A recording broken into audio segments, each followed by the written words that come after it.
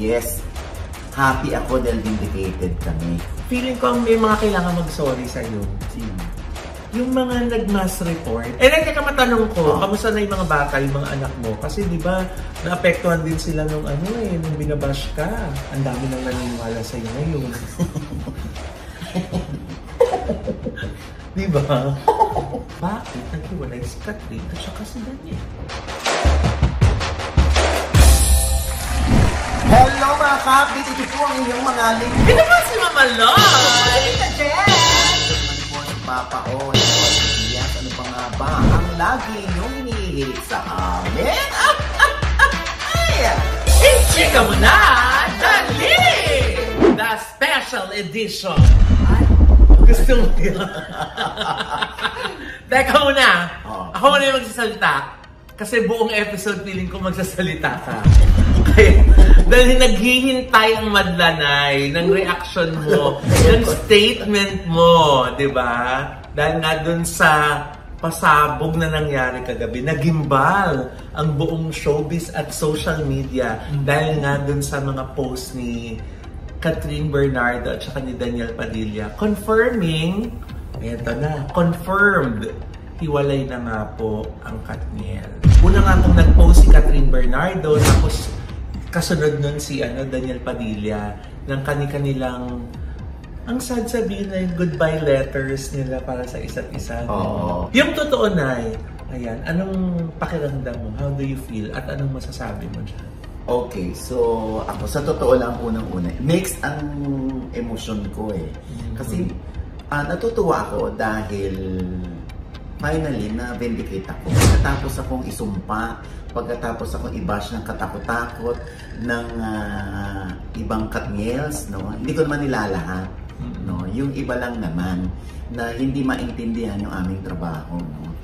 Sa totoo lang, noon pa naman namin alam na break na ngayon dalawa. Pero sabi ko nga, sino naman kami para kami ang manguna o pangunahan namin ng Katniel na dapat sa kanila nang gagaling. Kaya malinaw yun na sinasabi ko ay hindi pa ito confirm unless aminin ng dalawa na sila'y break na. So ito na nga, finally si Catherine na unang nag-post na wala na nga sila at doon sa kanyang post parang naramdaman ko yung talaga yung sakit. Oo. Alam mo, hindi yun basta-basta isinulat ni Catherine. Buong puso, talaga ilang oras na sigurong sinulat yan, ni-review bago niya i-post, di ba? Parang nando si Catherine sa, alam mo yun, sa think before you click. Pero dun sa sulat ni Catherine, firm siya sa kanyang emosyon na, ayun na nga, chapter close na sa kanila ni Daniel. Oo. Tapos, syempre, nung nabasa ko yun, dahil ang dami rin nag-send sa akin nun, ang dami tumatawag, ang dami nagme-message ng vindicated ka na, OG. Sa totoo lang, ayoko naman magpaka-ipokrita. Yes, happy ako dahil vindicated kami. Pero at the same time, andun din yung lungkot. Yung nabasa natin na yun, may sa totoo lang andun yung lungkot. Parang sandali. Oo, parang siyempre, tinanong ko pa nga sarili ko, kasalanan ko ba na magkaganito yung relasyon nila? Parang hindi, binalita lang naman namin yun Oo, hinang pa nga namin kasi gusto namin marinig mula sa kanila kung totoo yung ating nabalitaan. Ayun na nga. So, hindi naman inelaborate pa ni Catherine yung rason kung bakit sila naghiwalay. Kung bakit natapos yung kanilang 11 years na samahan, relasyon ni Daniel. Pero ito ay parang ninamnam naman ni Catherine. Oo, at forever grateful daw siya. Hindi naman natin alam kung umiiyak si Catherine habang tinatype yun. Siguro. No? Feeling ko kasi parang binabasa ko lang siya, parang andun yung lungkot, yung pait, yung sakit. Di ba? Kaya naintindihan ko si Catherine kung saan nanggagaling. Maya-maya, nag-post na rin itong si Daniel ng kanya namang saloobin doon. At nagpapasalamat siya kay Catherine at sa mga Katniels, sa mga fans nila. That's very noble na, of Catherine at saka Daniel, na yun yung sinabi mo, di ba? Na yung mga artista, they owe it to your fans, na paalam mo sa kanila kung ano yung estado nila. Ginawa nila ngayon din. Exactly. Di ba parang hindi ko matandaan kung kailan may huling artista or couple na gumawa ng ganito para sa mga fans nila. Oo. No? Oo nga eh. So anyway, lagi ko nga sinasabi, di ba? Yung mga love teams, lalo na yung nabuo sila dahil gusto sila ng mga fans. Di ba? Tinangkilik sila, sumikat sila dahil sa mga fans. No? At sabi ko nga, kung magpo-promote kayo ng pelikula, hinihingi nyo suporta ng mga fans. So, sa mga ganitong estado ng usapin, ng issue, kung kayo pa rin ba o hindi na, syempre, di ba, they also deserve to know the truth from you. Di pa kasi nila inamin dati. Ikaw tuloy ang binas ng binas noon. Ay, bahagi naman yan ng trabaho natin, Chicks. Na, syempre, we really cannot please everybody. Ito sa mga ganitong pagkakataon, noon pa naman ako sanay sa ganyang bashing. Nakakalungkot lang na okay lang naman ako yung i-bash. Pero yung idamay, yung pamilya ko, dahil meron lang kayong gustong i-prove, patunayan na mali ako, na salot ako ng showbiz, na nag-iimbento ako, na nangwawasak ako ng relasyon. Hindi ba? Alam mo, okay lang, iba to yun sa akin. Kasi, sabi ko nga, normal lang naman yun sa mga, kaya nga bashers Pero hindi ako nasasaktan kasi, mas nasasaktan ako kung kakilala ko o kaibigan ko yung nanlait ng bash sa akin kasi magkakilala kami. Pero yung hindi ko kilala at hinusgahan lang ako kung ano yung sinabi ko at kung ano yung sinulat ko, mas iniintindi ko sila. Parang I should be a bigger person. Wow, gusto mo yun? English? Bigger? Mali ba? Dapat smaller person. Bigger. So, di ba? Kaya, sa totoo lang, hindi ko pinagbubunyi kung kumpirmadong na sila'y wala na. Hindi po. Diyos ko, buksan niyo man ang puso. Ipatay ka na nun. Gaga! Ito na, figure of speech. Buksan niyo man ang puso namin. Gusto namin yung dalawa na maging ending na at maging forever. Diba? Pero syempre, hindi pa rin tayo nawawala ng pag-asa, di ba? Oo. Malay mo naman sa bandang huli. Alam sa mo, finals, di ba? Sa totoo lang, Loy, yung mga ganyan, minsan pahinga yan Diba? Kumbaga nagbibigay ka muna ng space Kasi, minsan di ba may mga ganong relasyon na pag naghiwalay, tapos yung kinasanayan na nila, na hindi na nangyayari, hindi na nila nagagawa at ginagawa. Parang namimiss nila yun in the future, di ba? Lalo na kung meron silang mamimit someday na bagong manliligaw ni Catherine o may bagong liligawan si Daniel, tapos hahanapin pa rin nila yung qualities ng isa't isa doon sa bago nilang manliligaw o nililigawan, di ba? Hindi natin alam, Diyos ko. Ay, hindi naman sa sinasabi kong umasal tayo, di ba? Pero hindi man masamang mag-hope naman. Di ba? Kung noon sumabog ang Twitter dahil talagang pinatrending nila na OGDS fake news peddler. Di ba? Ngayon talagang sabog din ng Twitter o yung X page. Oo, trending ka nga ate. Yun halos yung isang message nila. Tama ka pala daw. Hindi ka pala fake news. Kailan naman daw kayo magsasorry kay OG Diaz? Yan. Hindi nyo kailangan mag-sorry kay OG Diaz. Huwag nyo na lang ipakalat na fake news peddler lang. News peddler lang. Pero kaptating kapit na yan, feeling ko may mga kailangan mag-sorry sa'yo. Sino? Yung mga nag-mass report, yung mga nag-call for mass report. Yun nga. Kasi di ba, paano yung babawiin niyo yung pag-report niyo kay OG Diaz tsaka dito sa channel namin? The harm has been done, di ba? Yes, meron pa silang oras kung kailan i-mass report. At di ba, naiintindihan ko kayo mga anak, yung mga baby brown warriors, lalo na, naiintindihan ko kayo kung saan kayo nanggagaling. Talagang ganun talaga. Ako, bilang isang fandom yung Katniel, di ba? Malaki yan syempre wala tayong ibang gusto kundi kayo pa rin sa ending hanggang huling hininga nyo, talagang Katniel kayo. Oo, walang problema doon. Pero yung imamass report ninyo, yung mga accounts ko, diba, parang, diba sobra na. Ako hindi ko kayo hihilitan na mag-sorry kayo sa akin. Hindi. Kasi nasa tao yan. Kung una, aminado. Pangalawa, tanggap nila ang katotohanan. Pangatlo, pag nakagawa ka ng kasalanan, hindi mag-sorry ka. Kung ganun sa kanila, ha? Naintindihan ko yung karamihan pa umiiyak ngayon. Oo. Di ba umiiyak ngayon? Meron pa nag-post si Josa. Yung mga pamangkin niya nag-iiyakan. Oo. Di ba? Ginawa pa yung imbis na Bonifacio Day ay parang national mourning. Meron pang December 1, parang wala raw pasok. No classes na. No classes because of the Katniel breakup. Imagine niyo, nakakaisip pa din yung mga tao ng mga ganitong anggulo para lang mapasaya yung sarili nila. Di ba? Kami rito, kaisa nyo kami ng emosyon na nalulungkot din kami rito. Lalo na sa inyo, nalulungkot kami para sa inyo kasi kayo yung nag-devote ng buong emosyon, buong oras ninyo para maitatag yung Katniel, hindi ba? Pero tanggapin natin ang katotohanan kung hanggang doon lamang talaga sila.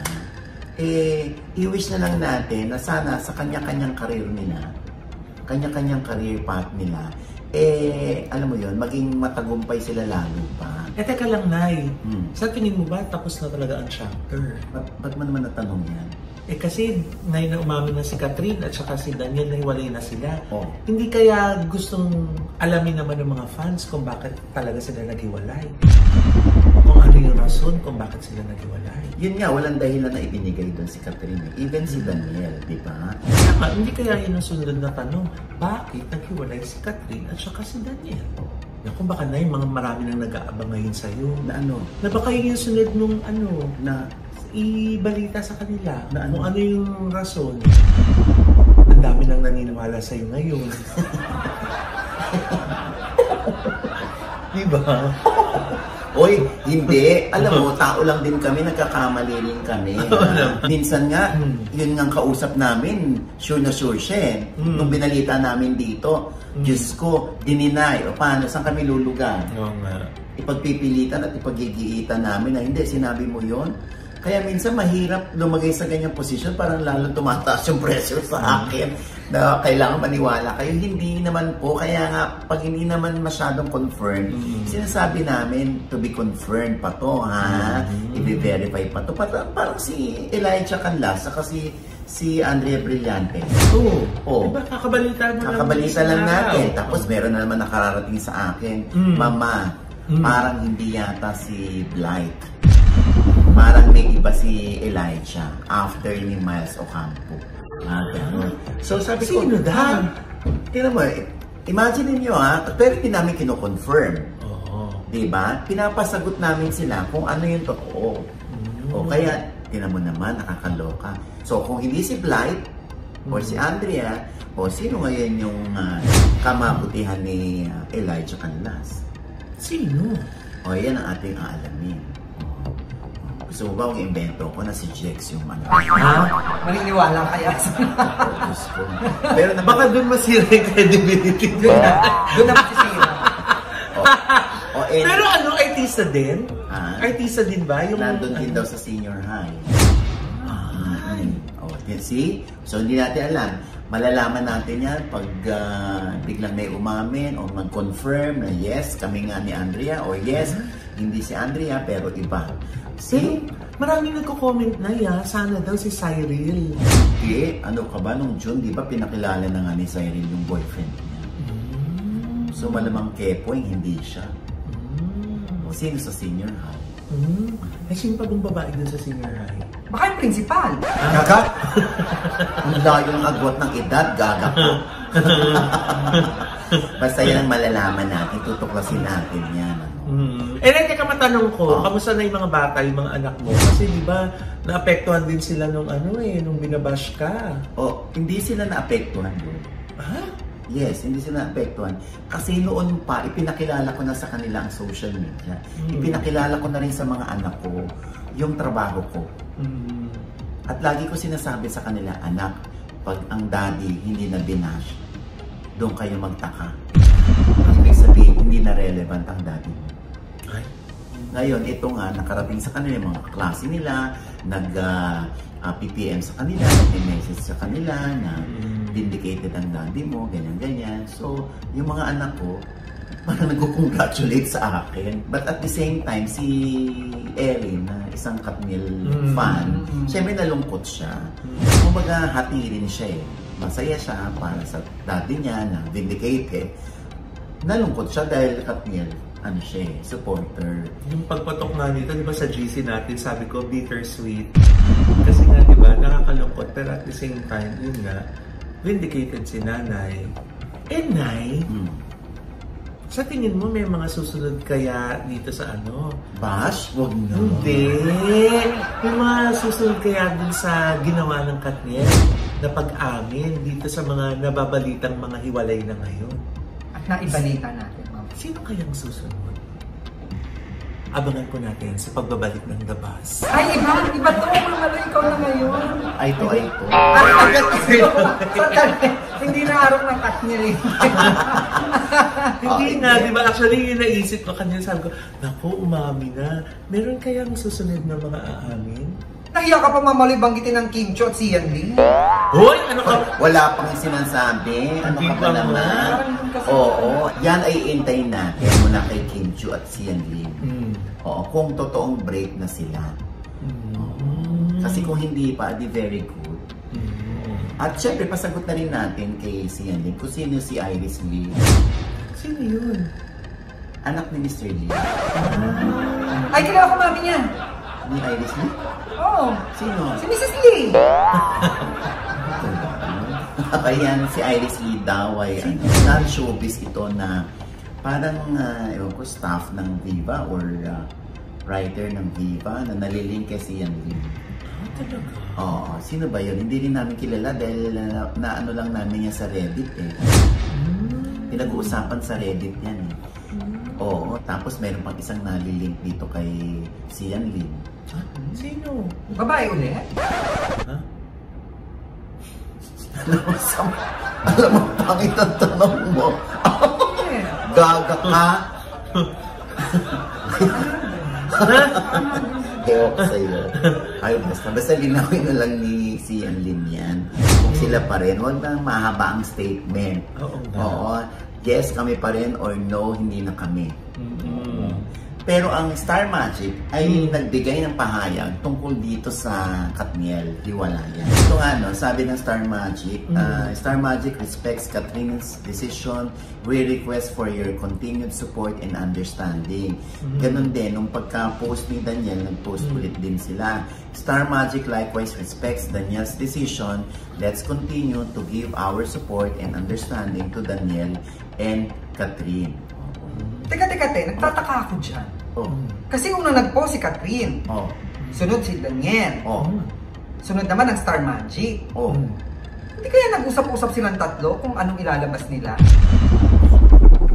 Dumating tayo sa ganyan point, ano yung analysis nito?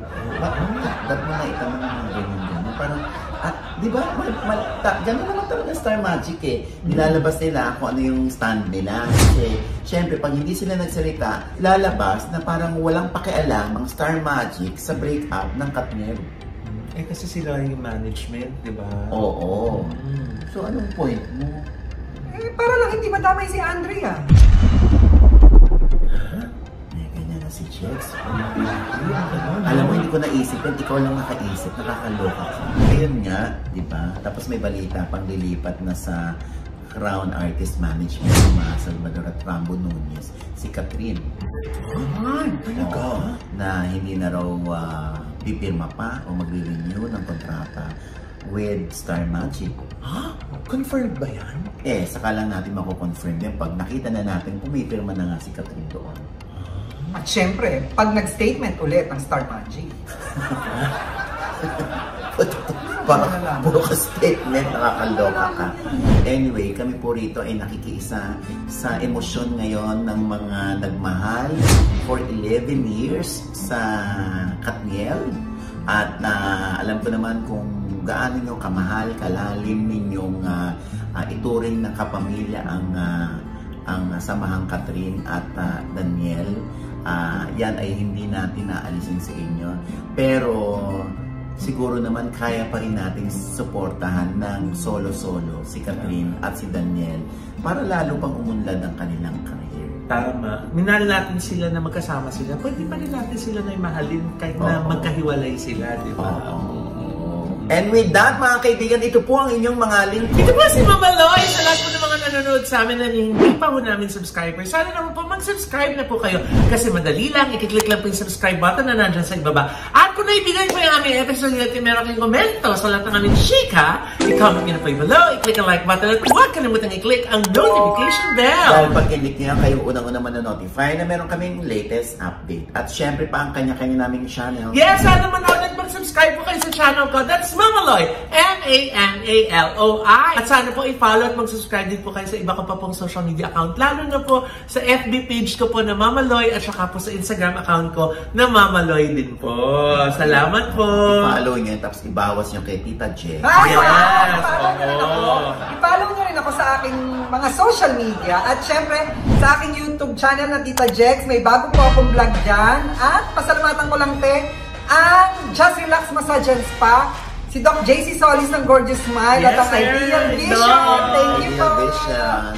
Ayan, at syempre pa, ang aking panayam sa magka-love team, on and off screen ay mag-jowa. Si RK Bagatsing at si Jane Oinesa. Mahal ko yan.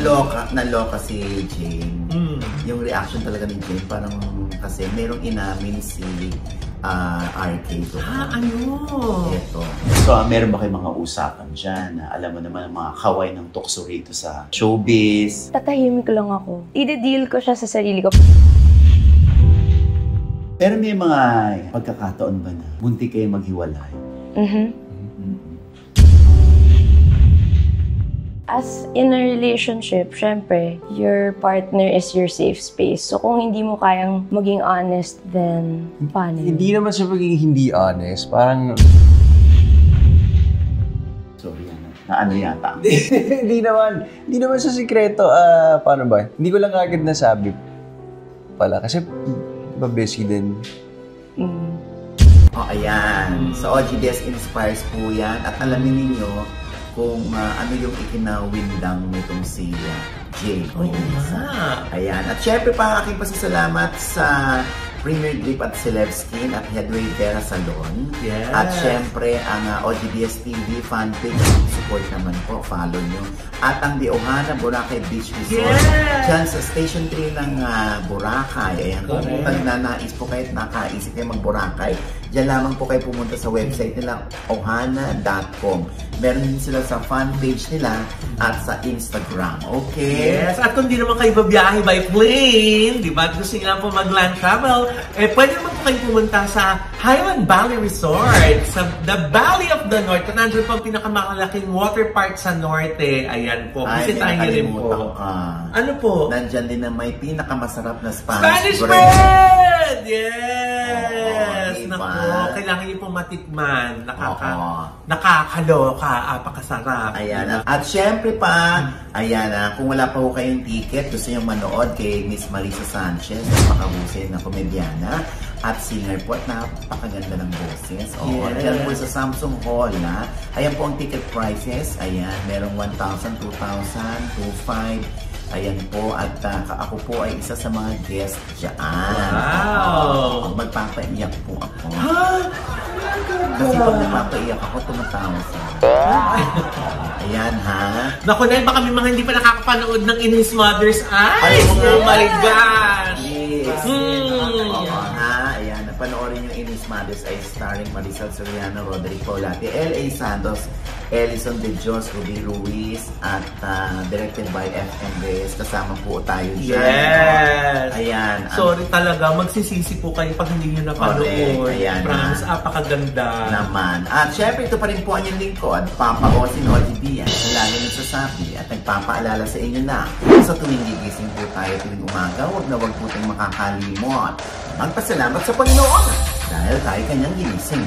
Ibig sabihin, may mission pa rin po tayo sa buhay. Sabay sabing, every gising is a blessing! Ano pa nga ba ang lagi niyong inihilig sa amin? Ayan! Ichika mo na! Dali! Doc JC! Salis! Diba? Oh, yung ngiti mo, Doc JC yan eh. Oo naman, pero hindi ko kinaya yung kay Chicks. Bakit? Yung theory niya kay Andrea. Ayan ka na naman eh. Mag-iisip na naman yung mga tao eh. Uy, pakinggan. Aabangan na naman nila. Ayaw ko sa... Theory po!